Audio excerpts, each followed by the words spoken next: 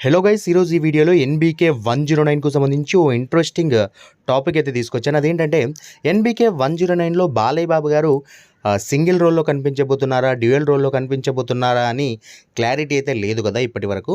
So, single రోల్‌లో కనిపిస్తే ఇప్పటికే ఆ లుక్ అయితే మనం చూసేసాము. ఒకవేళ డ్యూయల్ రోల్ అయితే మరో లుక్ ఏ విధంగా ఉంటుంది అని అందరి ఊహలైతే ఒక్కొక్కరికి ఒక్కోలా అనిపిస్తూ ఉంటది. సో, ఎన్‌బీకే 109కు సంబంధించి ఓ చిన్నపాటి క్లారిటీ ఏంటంటే, ఇందులో బాలయ్య బాబు గారు డ్యూయల్ రోల్‌లో కనిపించడం అయితే ఫిక్స్ అనమాట.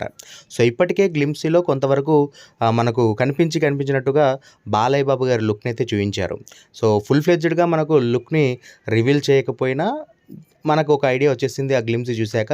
లుక్ ఏ విధంగా ఉంటుంది, స్టైలిష్ బాలయ్య ఏ విధంగా ఉంటారు అని.